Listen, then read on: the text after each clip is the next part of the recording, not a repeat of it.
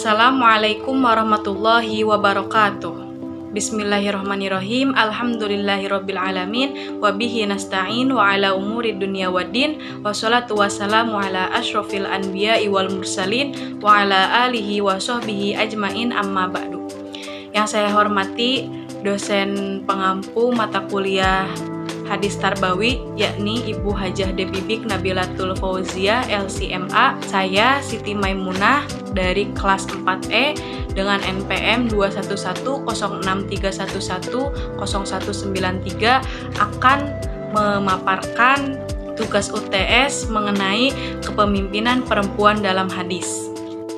Adapun hadisnya yaitu Bismillahirrahmanirrahim. Haddatsana Utsman binul Haitsam haddatsana Auf anil Hasan an Abi Bakrah qala laqad nafa'anillahu bikalimatin sami'tuha min Rasulillahi sallallahu alaihi wasallam ayyamal jamal ba'dama kittu an alhaqa bi ashabil jamal fa uqatila ma'ahum qala lamma balagha Rasulullahi sallallahu alaihi wasallam anna ahla Faris qad mallaku alaihim binta Kisra qala lan yufliha qaumun walau amruhum imra'atan, yang artinya Utsman bin Al-Haitsam telah menceritakan kepada kami, Auf telah menceritakan kepada kami dari Al-Hasan, dari Abu Bakrah mengatakan, Allah memberikan manfaat kepadaku dengan sebuah kalimat yang aku dengar dari Rasulullah SAW pada hari Perang Jamal.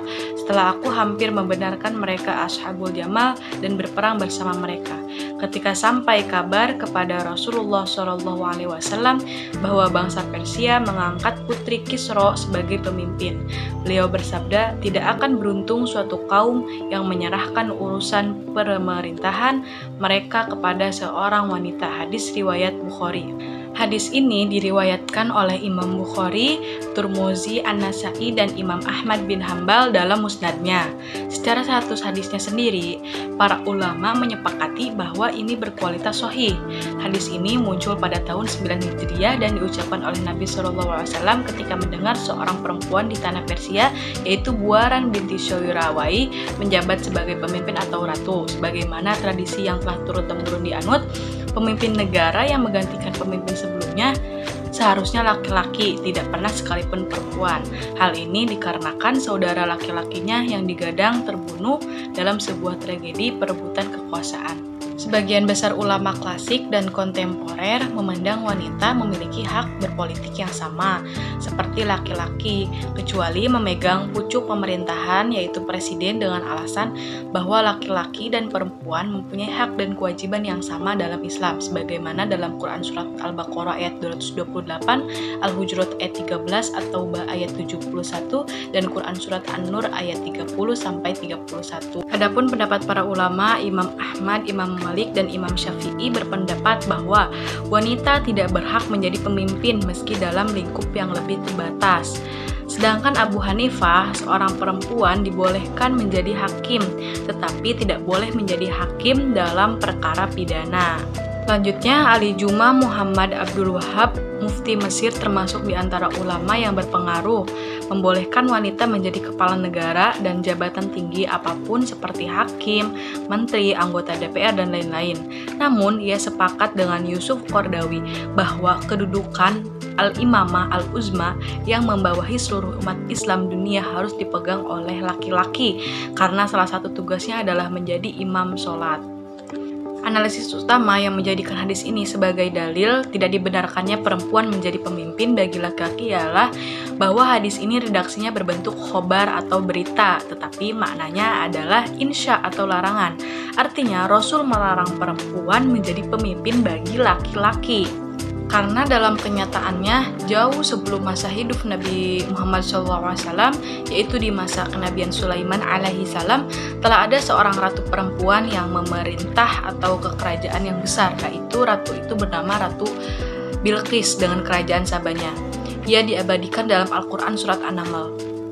Maka kepemimpinan dipegang oleh perempuan itu boleh-boleh saja.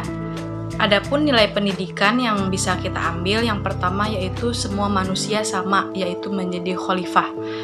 Kenapa? Karena dalam Quran surat Al-Baqarah sudah ada bahwasannya kita sebagai manusia, baik itu perempuan, baik itu laki-laki, menjadi khalifah di muka bumi ini. Perempuan menjadi pemimpin bagi dirinya sendiri, menjadi pemimpin bagi anak-anaknya.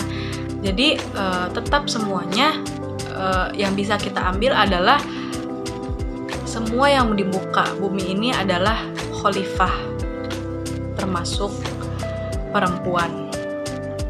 Selanjutnya yang kedua yaitu wanita memiliki hak dan kewajiban yang setara.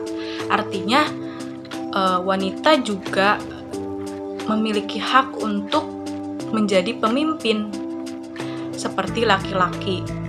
Yang ketiga, kepemimpinan perempuan dapat dilakukan di politik, organisasi, atau pemerintahan. Jadi perempuan ini bisa menjadi kepemimpinan dalam hal politik saja gitu, dalam hal organisasi atau pemerintahan. Selanjutnya yang terakhir, yang keempat, ada wanita tidak dapat memimpin dalam kasus perwalian. Nah, jadi misalnya seperti menikahkan atau mengimami sholat gitu. Jadi tidak bisa bahwa wanita itu menjadi wali. Sekian dari saya, kurang lebihnya mohon maaf. Wassalamualaikum warahmatullahi wabarakatuh.